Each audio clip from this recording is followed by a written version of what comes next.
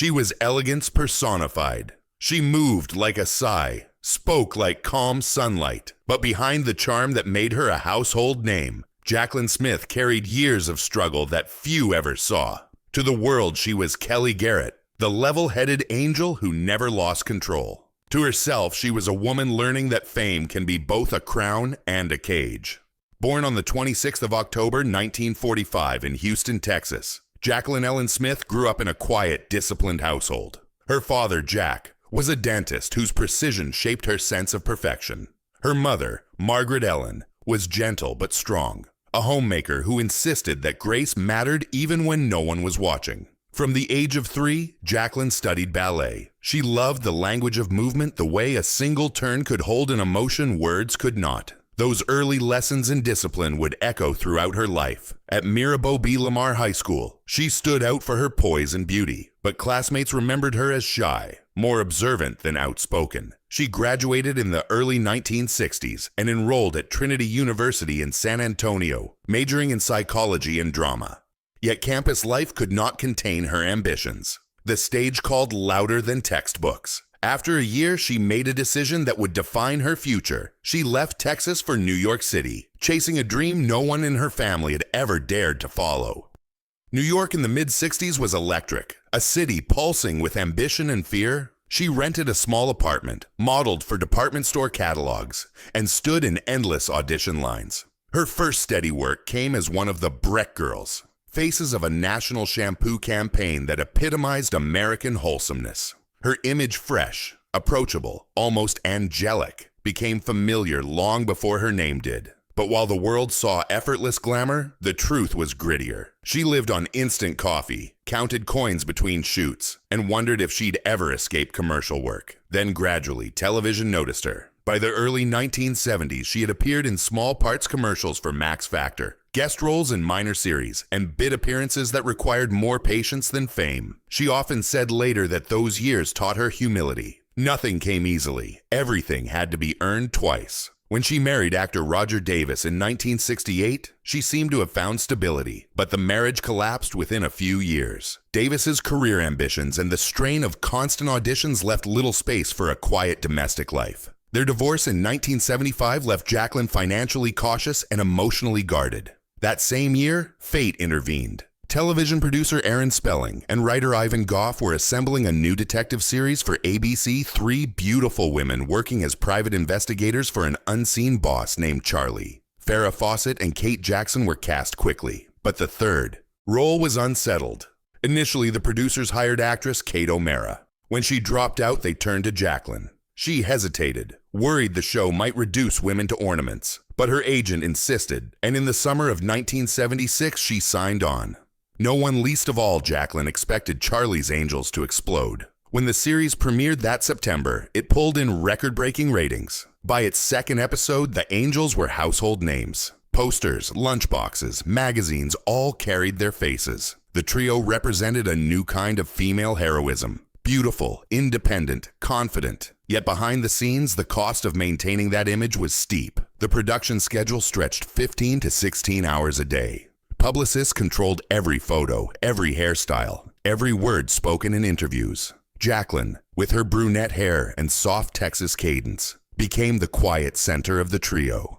Farrah Fawcett radiated wild energy, Kate Jackson intellectual sharpness, and Jaclyn provided calm, a balance the audience loved. She never quit or demanded attention, and that restraint became both her strength and her burden. As one producer recalled, Jaclyn kept the peace. Without her, the set would have imploded. But the peace came at a price. Inside, she felt boxed in by her own image. The world adored Kelly Garrett, but Jaclyn feared she might never be seen beyond her. By 1977, the press labeled her the perfect angel, a phrase that followed her for decades. Perfect meant beautiful, polite, reliable, but it also meant invisible. She watched co-stars leave the show for film careers, while she stayed loyal and steady, carrying the brand through every shift in casting. She was the only original angel to appear in all 5 seasons, from 1976 until the show's end in 1981. When Charlie's Angels finally closed its wings, Jaclyn faced the classic post-fame void. The industry that had exalted her now hesitated. Could she act? Could she anchor a project without a halo? The chance came in 1981 when she was cast as Jaclyn Kennedy in the television film Jacqueline Bouvier Kennedy. Critics expected glamour. What they saw was nuance. Her performance captured the quiet sorrow and dignity of the former First Lady, earning Jaclyn a Golden Globe nomination. For the first time, people spoke of her not just as a beauty, but as an actress with depth. Still, Hollywood's memory was short. Offers came and went, most of them echoing the same archetype: elegant, composed, restrained. In the mid-'80s, she starred in the television adaptation of Rage of Angels, based on Sidney Sheldon's novel, and later in Windmills of the Gods and Kaleidoscope. Each role reaffirmed her professionalism but rarely stretched her creatively. She worked tirelessly, yet the spotlight grew colder. The tabloids shifted to newer faces. Studios chased edgier stories. Meanwhile, her personal life oscillated between hope and heartbreak. After divorcing Dennis Cole, her second husband, she briefly stepped away from the industry, trying to rebuild herself outside of Hollywood's relentless rhythm. She married filmmaker Tony Richmond, with whom she had 2 children. Motherhood, she said, was the first time I stopped performing. But the marriage collapsed under the pressures of career and constant relocation. Through it all, she refused public melodrama. Unlike many peers, she shielded her private life fiercely. Silence became her armor. By the late 1990s, she had transformed again. Realizing the volatility of acting, Jaclyn shifted toward entrepreneurship. In partnership with Kmart, she launched a self-branded clothing line in 1985, one of the earliest examples of a celebrity turning her name into a retail empire. It was a radical move at the time. Critics scoffed that it would cheapen her image. Instead, it made her a business pioneer. Her designs, affordable, classic, accessible, sold to millions of women who saw in her the same balance of elegance and approachability they'd admired on screen. But just as stability seemed within reach, life tested her once more. In 2002, at the age of 57, Jaclyn received a diagnosis that would change everything: breast cancer.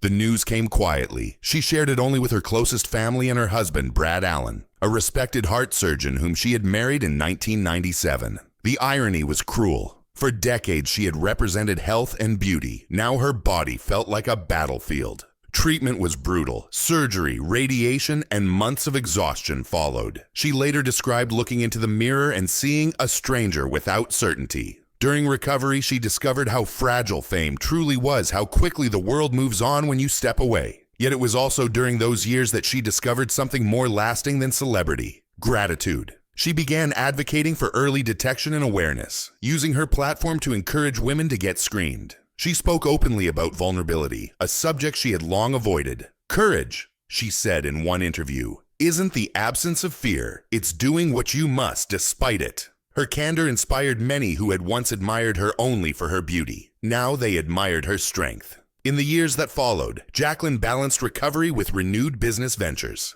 Her clothing and fragrance lines expanded into home decor. She worked closely with charities focused on cancer research, often attending events quietly rather than as a headliner. Her marriage to Brad Allen endured a partnership marked by privacy and mutual respect. Friends say he grounded her, providing the stability she'd long sought. By the time she entered her 70s, Jaclyn Smith had outlived not just many of her contemporaries, but the culture that first defined her. The glossy magazine covers of the 1970s had faded into digital archives. The show that made her famous now lived on in reruns and nostalgia channels. Yet when she appeared at reunions or charity galas, the crowd still gasped the same calm ease, the same effortless grace. Her legacy, however, extends beyond beauty. She helped redefine what a television actress could become. Long before celebrity entrepreneurship was common, she proved that women could own their image and their business. She turned her fame into an enterprise that outlasted the ratings wars of her youth. And in doing so, she gave herself a kind of independence Hollywood rarely grants its icons. Still, the price was not small. Years of relentless self-management left emotional scars.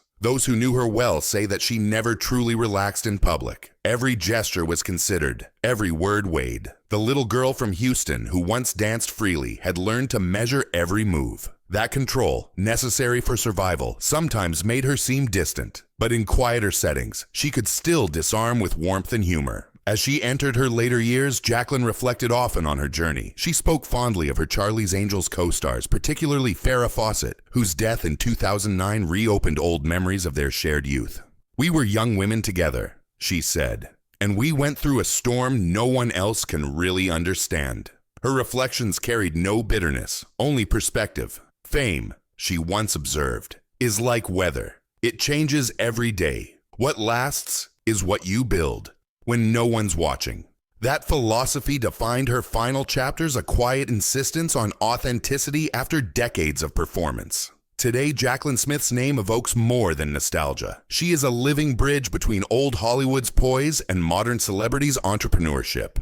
Her story is not about downfall, but about endurance. The steady recalibration of a woman determined to remain herself in an industry that trades identities like currency.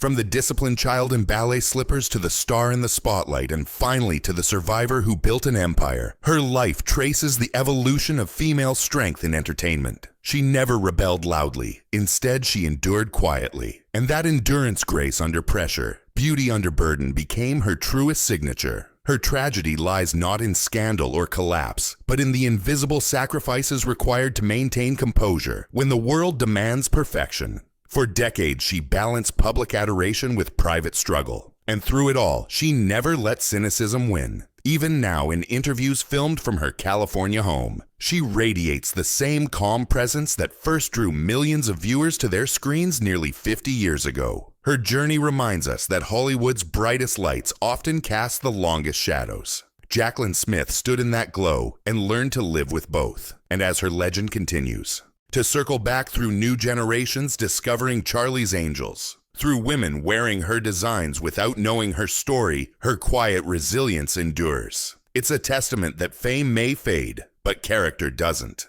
Jaclyn Smith's untold story is, in the end, a story of grace, of how a woman learned that strength can be silent, that reinvention is a form of survival, and that sometimes the softest voice leaves the deepest echo. If stories like this remind you of the real human cost behind Hollywood's glamour, stay with us. Because behind every icon there's a life lived in the shadows, and sometimes that's where the truest light is found.